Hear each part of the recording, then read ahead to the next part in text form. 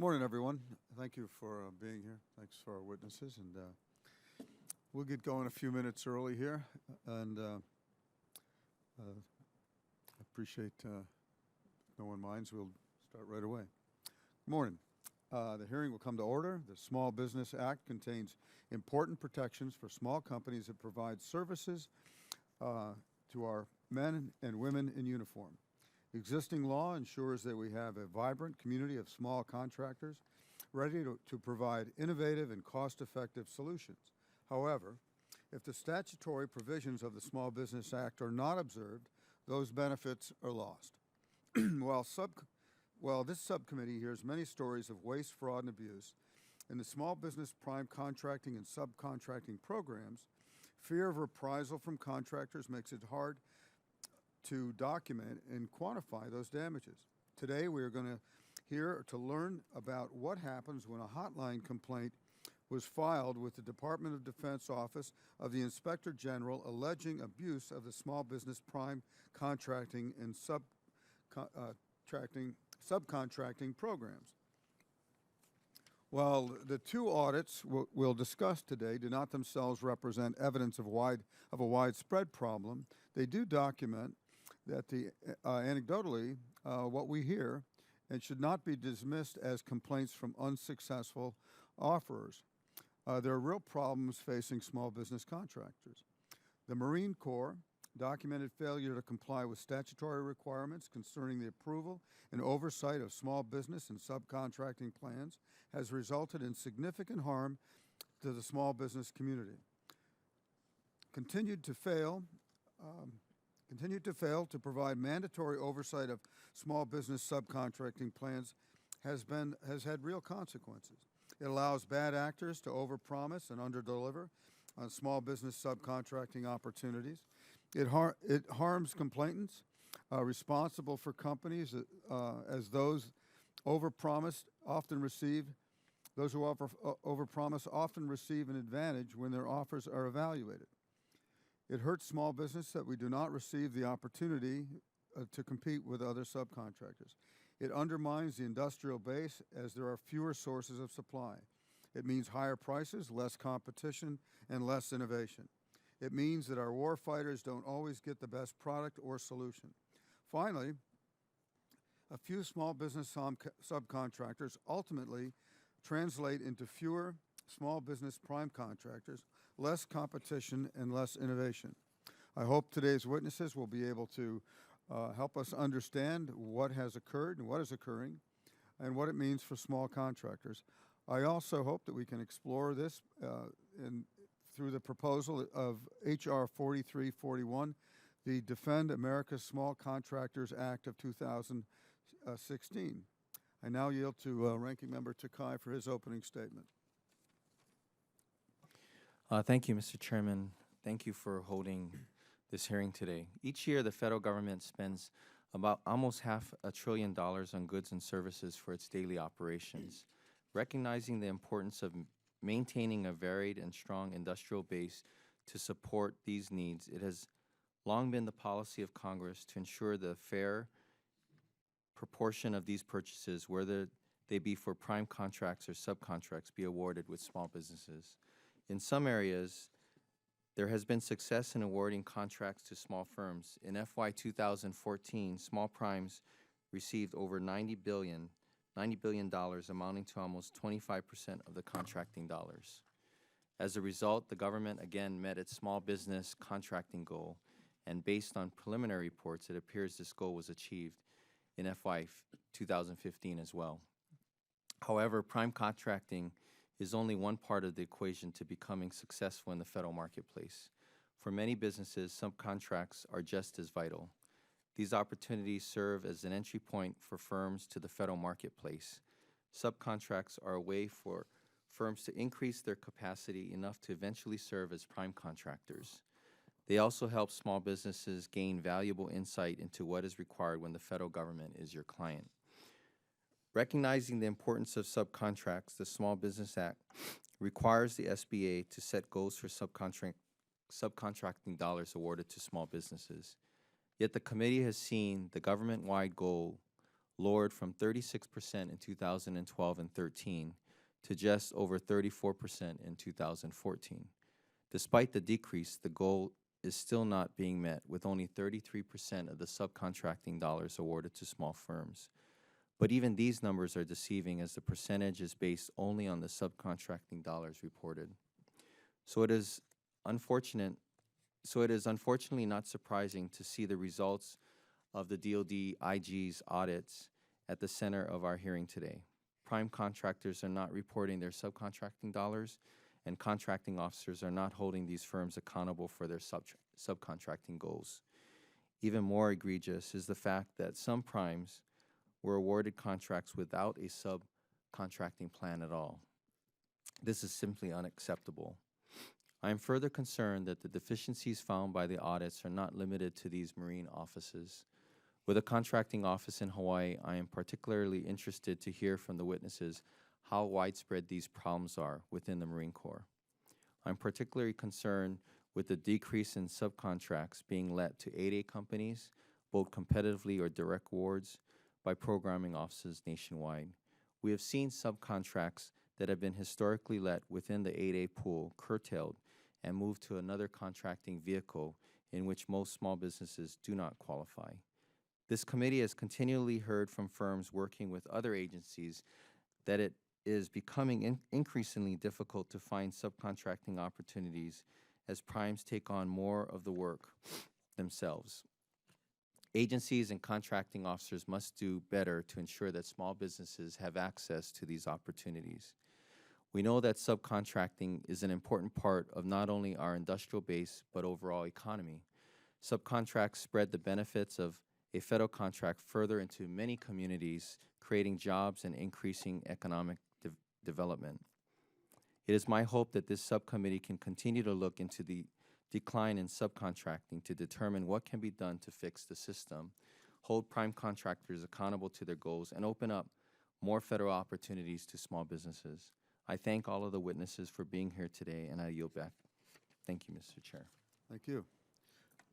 If other members have opening statements prepared, I ask they submit them for the record without objection, so ordered.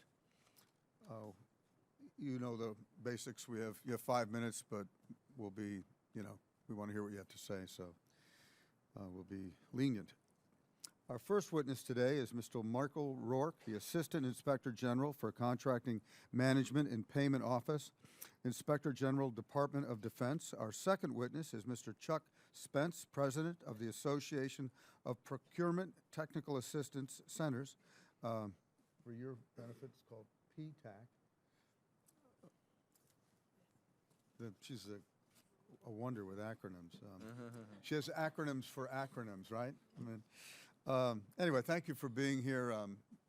Mr. Rourke, you may begin.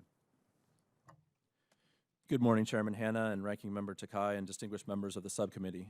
Thank you for the opportunity to appear before you today to discuss our 2 audits of Marine Corps small business contracting. We initiated the 2 audits based on a defense hotline complaint alleging that the Marine Corps Regional Contracting Office, National Capital Region, or RCO-NCR, and the Marine Corps Systems Command, or MCSC, did not ensure that small businesses were awarded a sufficient number of contracts and did not hold large prime contractors accountable for meeting small business subcontracting goals. Our objectives for the 2 audits were to determine whether RCO, NCR, and MCSC provided small businesses the opportunity to be awarded prime contracts and held prime contractors accountable for meeting small business subcontracting goals. During the audits, we reviewed a total of 86 contracts valued at approximately $1.6 billion. Of the 766 contracts valued at approximately $3.3 billion that RCO, NCR, and MCSC awarded to other than small businesses in fiscal years 2011, 2012, and 2013. Overall, we found in the 2 audits that RCO, NCR, and MCSC generally provided small businesses with the opportunity to compete for prime contracts. However, contracting officials did not ensure that prime contractors provided small businesses adequate subcontracting opportunities. First, regarding opportunities provided to small businesses to compete for contracts, RCO, NCR, and MCSC generally provided small businesses with the opportunity to compete for prime contracts. At RCO, NCR, contracting officials conducted market, while MCSC did the same for 21 contracts that we reviewed. After sending requests for information to identify the companies capable of providing services and receiving responses from both large and small businesses, contracting officials and small business representatives from both RCO, NCR, and MCSC determined whether small businesses demonstrated that they possessed the knowledge and capabilities to perform the requirement. For 20 RCO, NCR, and 16 MCSC contracts we reviewed that were awarded as sole source, both commands prepared justifications using other than full and open competition as allowed by the FAR. Second, I will discuss whether small businesses receive subcontracting opportunities. RCO, NCR, and MCSC contracting officials did not ensure that prime contractors provided small businesses with adequate subcontracting opportunities. Specifically, RCO, NCR contracting officials did not ensure that prime contractors provided small businesses with adequate subcontracting opportunities for 6 of the 7 contracts we reviewed. Specifically, RCO, NCR contracting officials awarded 4 contracts without requiring a subcontractor contracting plan, or with a subcontracting plan that did not include small business subcontracting goals. 2 contracts which had a subcontracting plan with small business goals, but contracting officials did not monitor whether the contractor met the goals. These problems occurred because RCO, NCR did not have policies and procedures for evaluating and approving subcontracting plans or for monitoring contractor compliance with those plans. MCSC contracting officials did not ensure that prime contractors provided small businesses with adequate subcontracting opportunities for 12 of the 19 prime contracts that we reviewed. Specifically, MCSC contracting officials did not track compliance with small business subcontracting goals for 4 contracts. They did not determine why large businesses were not meeting their small business subcontracting goals for 2 contracts, and they awarded 6 contracts without subcontracting plans or the required determination and approval. In addition, MCSC contracting officials awarded 2 prime contracts with commercial subcontracting plans without verifying whether the plans had been approved by a contracting officer. These problems occurred because MCSC did not have adequate internal guidance for awarding contracts with subcontracting plans or for administering the subcontracting plans. Additionally, MCSC did not implement effective internal review procedures for approving and administering the subcontracting plans. On our 2 reports, we made a total of 13 recommendations to RCO, NCR, and MCSC to address the deficiencies identified during the audits. Specifically, we made 4 recommendations to RCO, NCR, and the command has implemented all of the recommendations. We made 9 recommendations to MCSC, and the command agreed with each recommendation and are currently in the process of completing corrective actions. This concludes my statement, and I would be happy to answer any questions you may have for me on our 2 audits. Thank you. Mr. Spence? Thank you.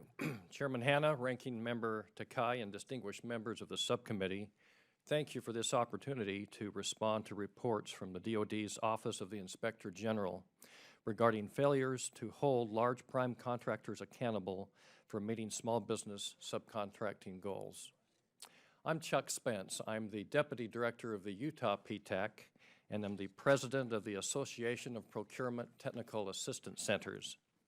APTAC is the professional organization that represents 98 PTAC programs throughout the United States. PTACs assist local small businesses at little or no cost, preparing them to become capable government contractors.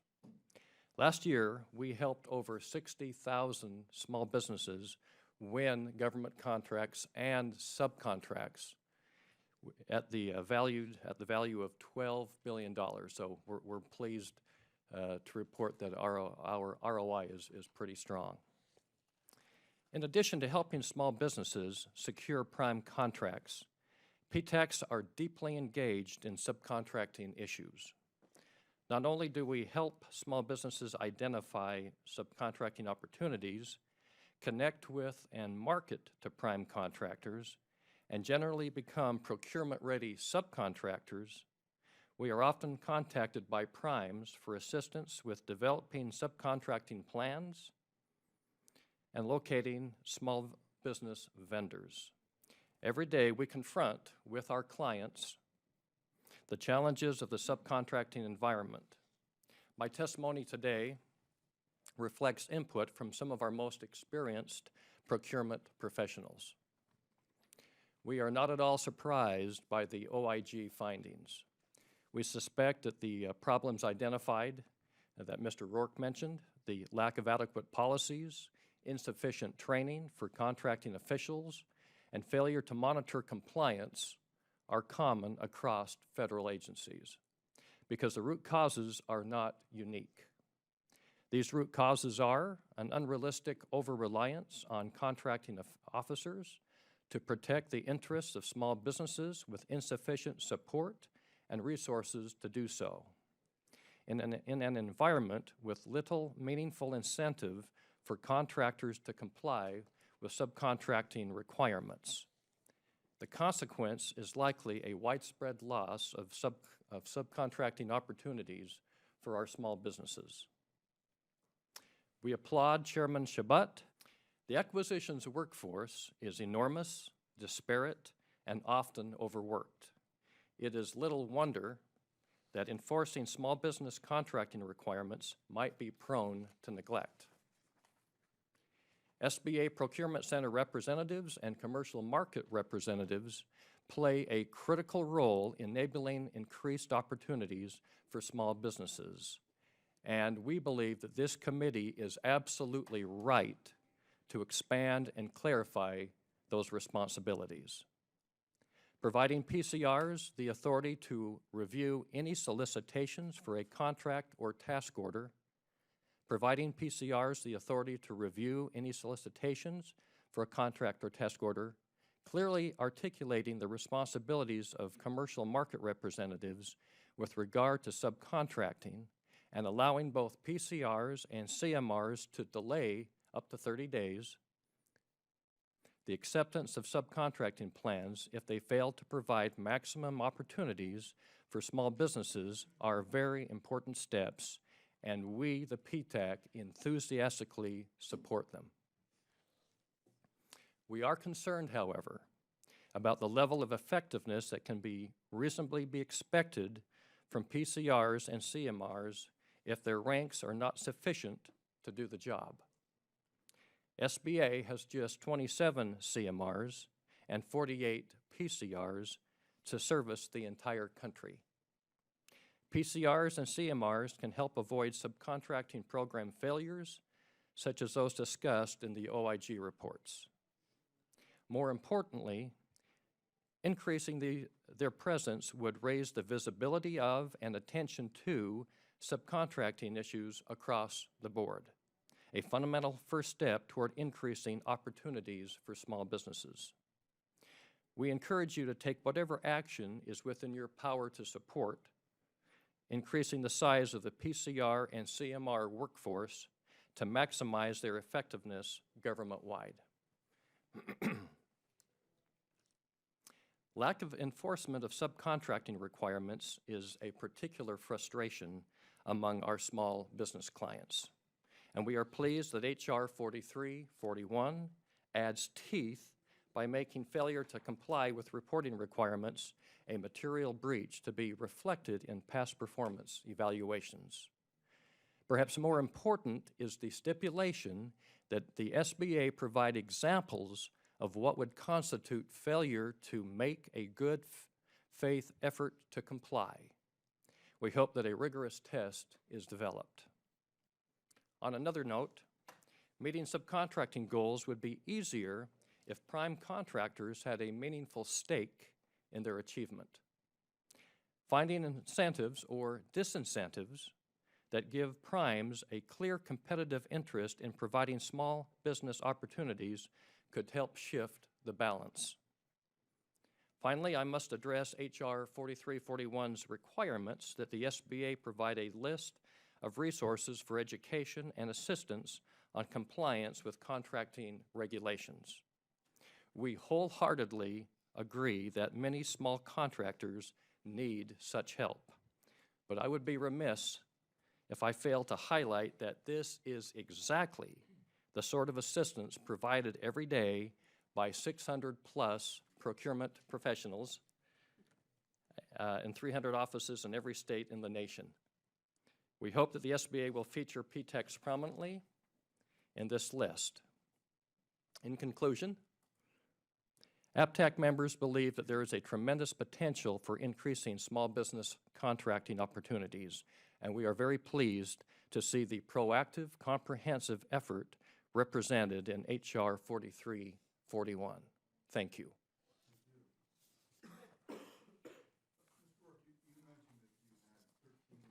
Thank you. Different recommendations, 4 have been adopted, 9 are being reviewed for potential adoption, I assume.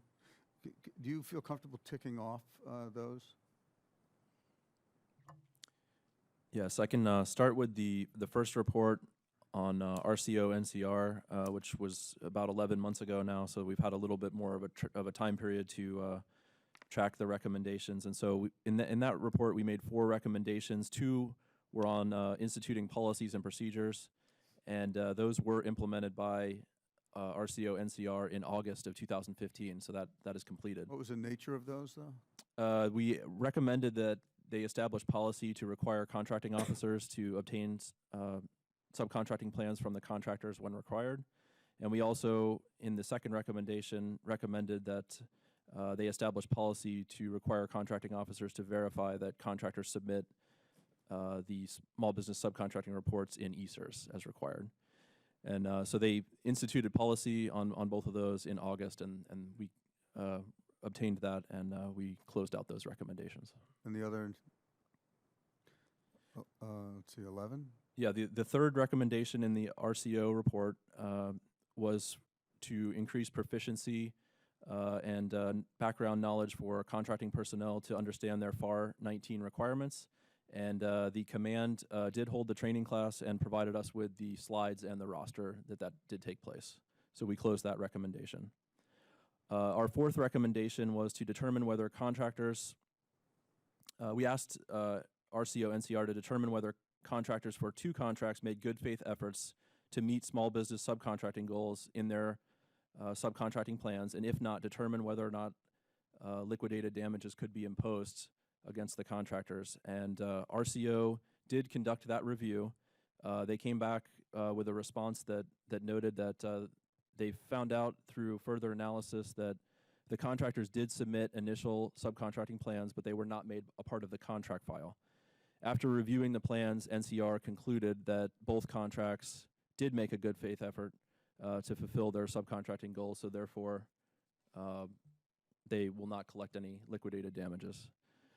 So what I'm planning to do is a follow-up effort to that is just to obtain more information from the Marine Corps and from NCR to determine the basis for that decision. In the second report, Marine Corps Systems Command, we only issued that report a little over 3 months ago, so there's not as much time has gone by there. We made a total of 9 recommendations. 2 of them were regarding transferring files from one contracting officer to another to make sure that there's no loss of the files there. And then we also recommended that the command established a storage location where they can store contracts for review later if necessary. One of those suspense dates on the first recommendation was in December of 2015, and we got an update from the Marine Corps about a week ago, and they said that they will now expect to complete that in March of 2016. The other one, the second recommendation on establishing a storage location, the suspense date for that is January of 2017, so still a ways to go on that one. In finding B of the Marine Corps Systems Command report, we had a total of 7 recommendations. The first 2 were on, again, it's very similar on whether liquidated damages could be assessed. Those responses from the command are due in April of 2016. We had 4 recommendations on establishing policies and procedures, very similar to the previous report. And for 3 of those 4, the suspense dates were in November of 2015. However, the command notified us that the new suspense date is now April of 2016. The final recommendation on training, again, to increase proficiency for contracting officials with FAR 19 requirements, Their completion date on that was targeted for September of 2016. So there's still a few more months to go before that suspense date.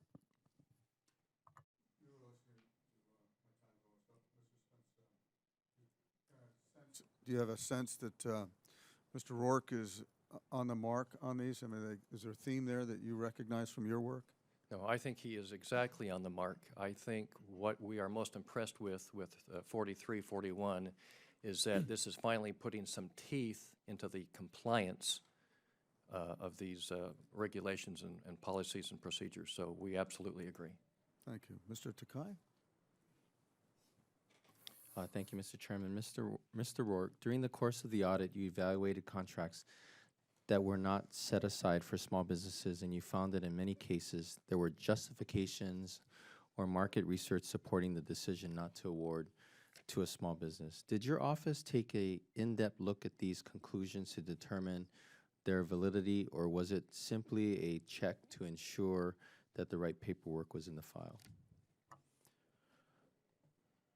We did conduct an analysis of the documents that were in the contract files. We did not just accept the paper being in the file as the final answer. We did scrutinize it. And so we really looked at 3 different areas. We wanted to take a close look at what each command did for market research, to go out and determine what contractors or how many contractors could potentially fulfill the requirement. And in both cases, we saw that the commands did this primarily through RFIs or requests for information. So we did analyze those documentation for each contract that was in the file, or of the respective contract files for those. We also took a look at advertising, how they advertised the solicitation. Was it posted on Fed BizOps and other websites to make it known to potential both large and small contractors, so that they were aware of this procurement?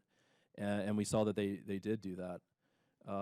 Regarding the sole source contracts, we did review the justifications that were listed in the file to determine whether or not they did cite a valid FAR exception. We didn't just take the justification at face value. We did scrutinize it. Okay, thank you. Mr. Spence, prior to award, large prime contractors are required to submit subcontracting plans for review. If the contracting officer finds them to be inadequate, they can actually decide not to award the contract to the business. In your experience, how often are contracts not awarded due to inadequate subcontracting plans? That's a very difficult question to answer. It's difficult to quantify it because PTACs, generally speaking, are not privy to that information. We just don't have access to the information. However, I would like to provide some anecdotal information. In my preparations for this hearing, I spoke to a contracting officer of over 30 years. He's no longer a contracting officer, and he had this to say to answer your question, Mr. Takai. And I quote, "If a prime contractor is performing well, I don't," meaning the contracting officer, "I don't want to rock the boat and risk diluting the workflow with subcontractors." That was alarming to me. But he said that's the reality. He said a better way to encourage and provide an incentive for prime contractors to be in compliance with their subcontracting plan and submit an individual subcontracting report into the electronic subcontracting reporting system, known as ESRS, is to give them a poor rating in the PPERS system, the Past Performance Information Retrieval System, if they are not in compliance with their subcontracting plan and goals.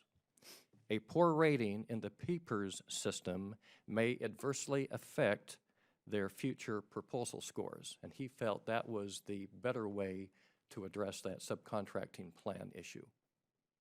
Okay, thank you.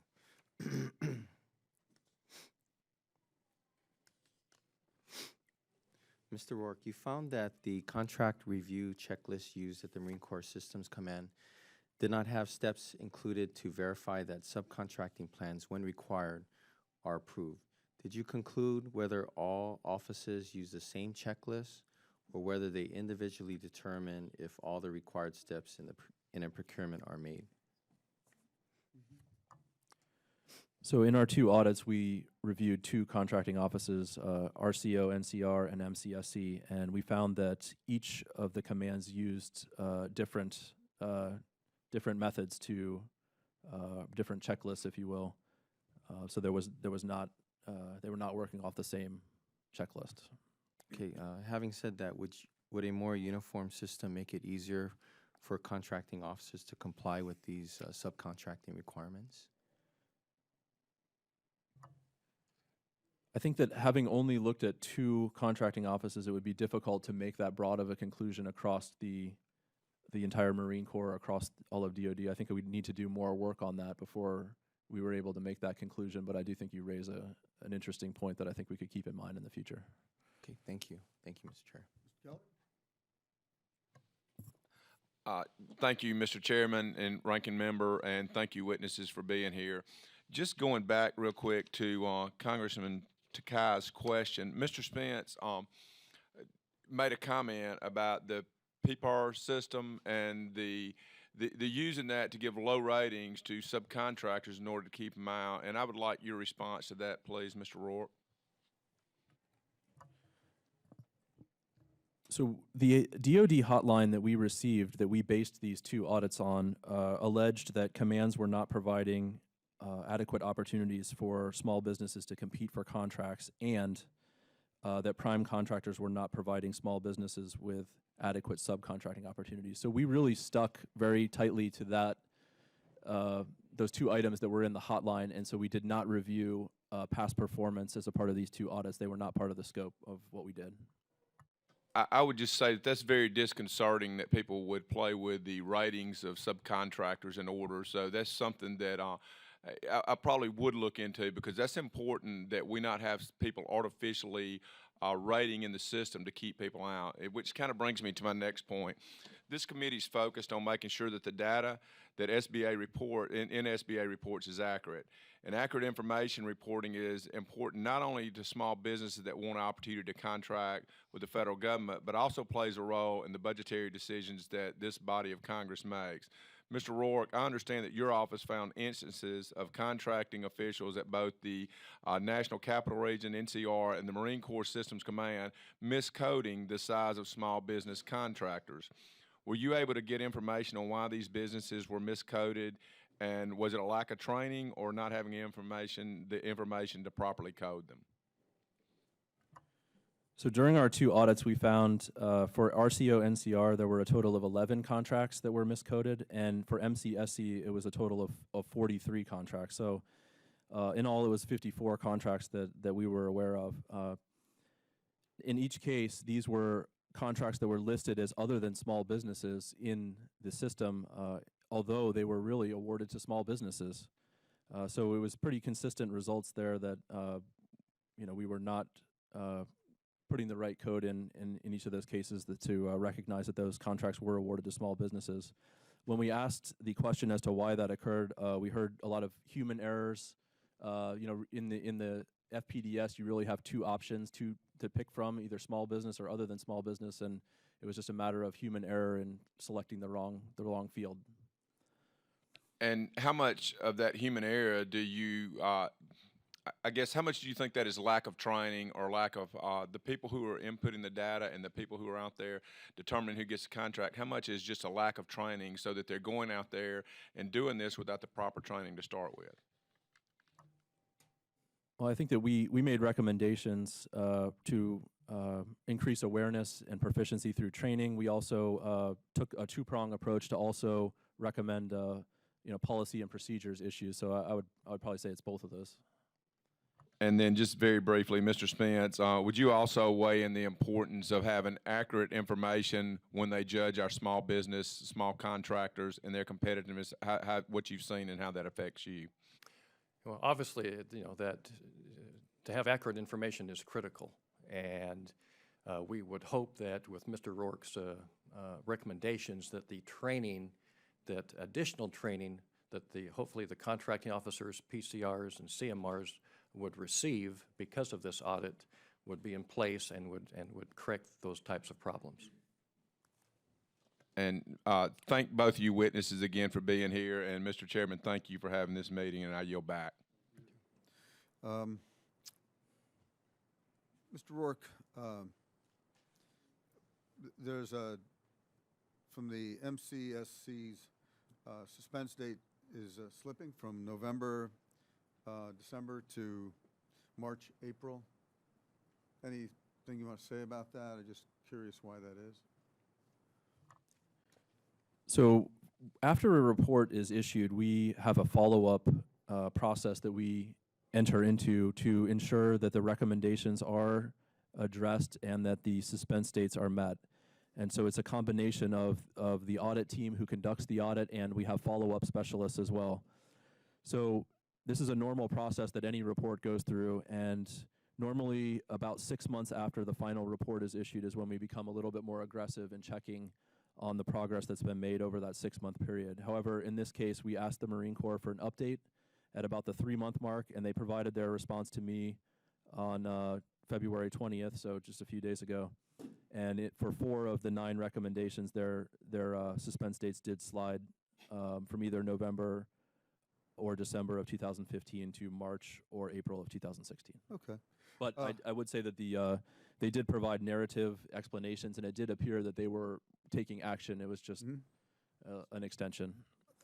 Of the contractors, prime contractors that you identified that had a problem, were you able to go back in time and look at previous contracts that they'd done to see if this is somehow systemic among those people that you identified who have essentially done something wrong?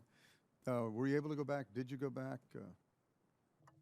That was not part of the scope of our audit to go back and look at what a contractor had done in the past. You know, it might be helpful though. I mean, especially with 4341, where you have an opportunity to have, as you said, some teeth.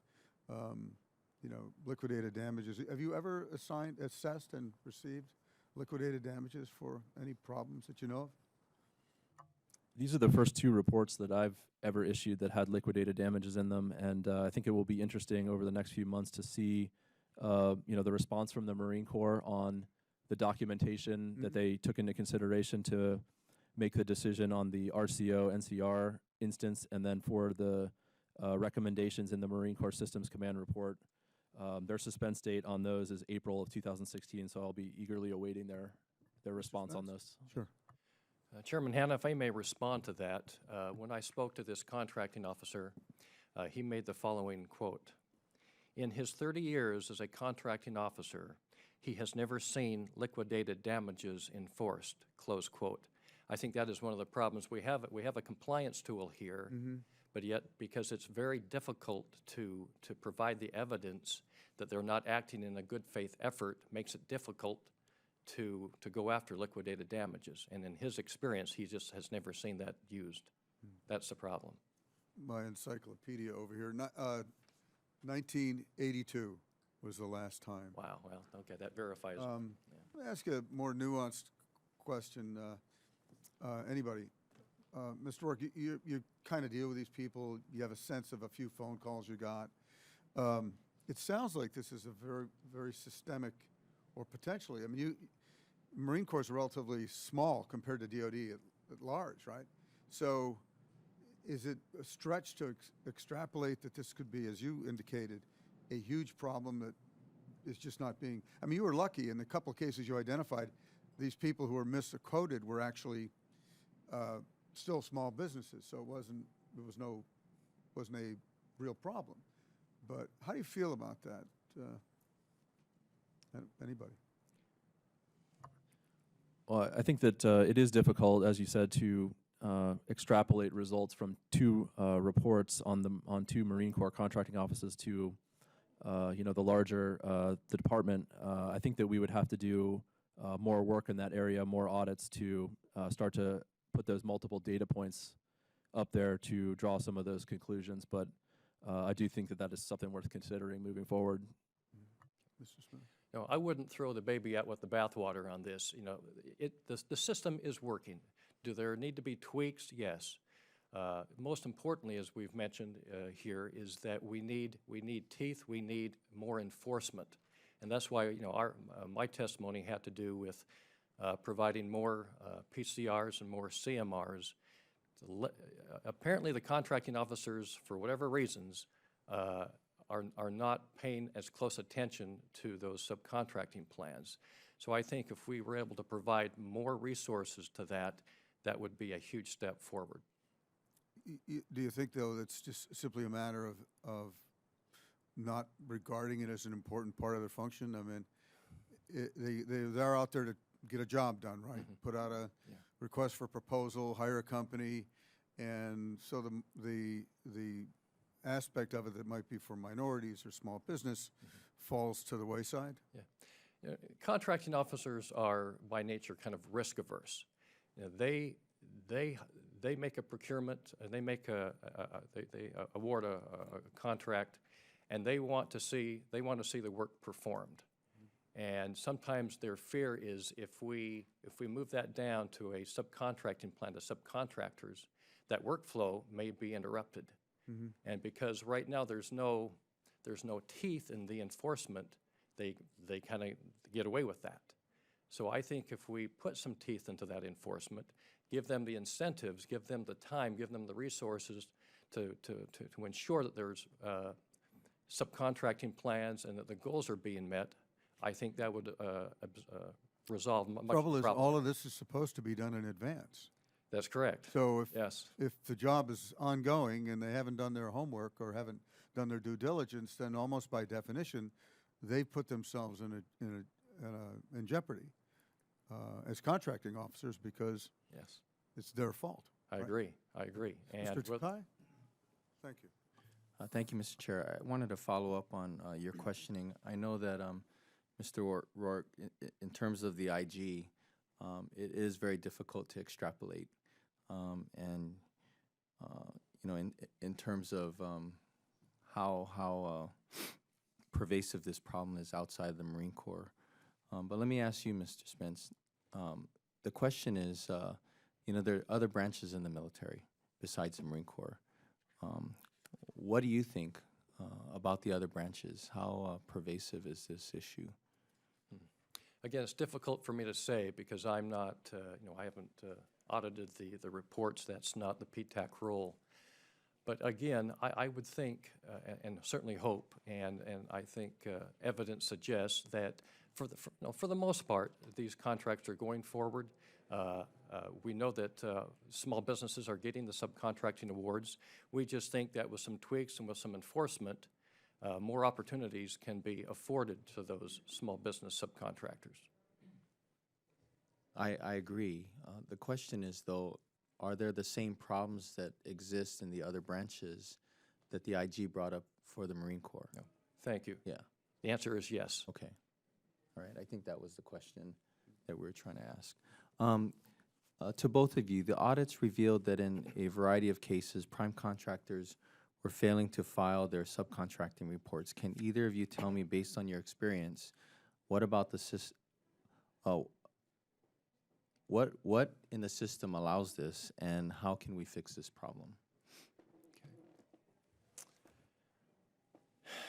One suggestion I would make with regards to the use of technology, with the electronic subcontracting reporting system, maybe we can get a sharp programmer in there to make some modifications to provide an automated notice of failure to comply with reporting requirements. Because right now the contracting officers, it's their job to acknowledge receipt of that report that the prime contractor puts in it. But if they don't check it, then nothing gets done, and we don't know about that. So I'm hoping that if we could automate some type of a notice of failure to comply, that might be very helpful. But short of that, it's the contracting officer's responsibility to acknowledge receipt of that report. Mr. Rourke? I think that contracting officer involvement is very important. I think that was the common thread that we identified in both audits, that even though there are system prompts and so forth to give you notification, you know, being engaged and verifying that the reports are actually submitted, and then verifying that the reports are actually monitored and reviewed, I think is probably the more important aspect of that. Okay, and maybe for both of you, procurement center representatives, PCRs, and commercial market representatives, CMRs, are charged with ensuring that small businesses are afforded some contracting opportunities. Was there or is there any evidence that these advocates were involved in the contracting process at either of these audited offices for Mr. Rourke and for Mr. Spence? For you. Any comments as well? I'm not familiar with the titles of the two positions that you discussed. Are you referring to like small business office personnel or? Yes. Okay. PCRs and CMRs. So at both RCO, NCR, and MCSC, we did meet with, interview, and gather information from the small business office personnel. We did see in both commands that they were involved, working side by side with the contracting personnel to review the information that came in from the request for information from both large and small businesses. And so we did see that as a positive step that they were engaged in working with the contracting officials. Okay, Mr. Spence. Ranking Member, as I mentioned, there are only 27 CMRs, and their job is, one of their main duties is to look for subcontracting compliance and counsel with small businesses regarding subcontracting opportunities. If there's only 27 of them, a lot of work is going to be missed. That's why it's PTAC's recommendation that that number be increased. Okay, and I guess if you could just explain how does their involvement help in this process? Mm-hmm. Well, again, short of a contracting officer, and that is their primary responsibility, but because of perhaps being overworked and understaffed, that might fall to the CMRs. And again, it's their responsibility, if you look in their job description, to look for subcontracting opportunities, to counsel with those subcontractors, and to ensure compliance. And we think if we increase that, that would resolve the problem, or at least in part.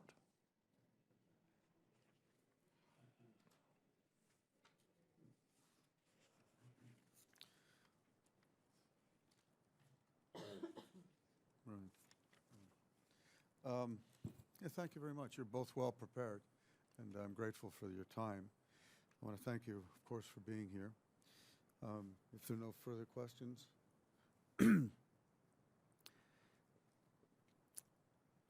As I've said before, given that hundreds of billions of dollars in federal contracts are at stake each year, ensuring that small businesses have the opportunity to compete for federal prime and subcontracts is key. Failure to meet the mandatory small business subcontracting requirements in prime contracts speaks volumes to the small business community. Failure of this nature calls the overall acquisition process into question.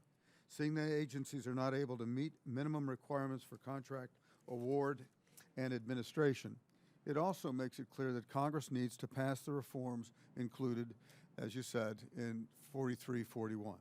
I look forward to future reports from DoD, IG, and hope that other agency IGs will also begin reviewing subcontracting compliance.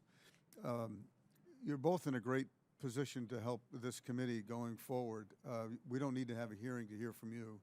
And I'd suggest that if you have an opportunity, Mr. Rourke, to really put some teeth into this. It is amazing that hundreds of billions of dollars since 1982, and there's been not a single case of liquidated damages. That's amazing in and of itself. I think you have an opportunity to help small business. You both do, just by following through with the jobs that you already have. So if you see something in 4341 that you'd like us to alter or tweak a little bit, I'd ask you both to give us a call, and we can amend things. Go ahead, though.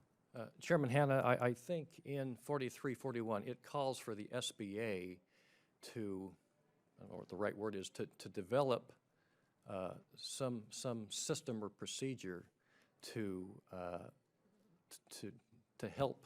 When a contracting officer says that they have made a good faith effort.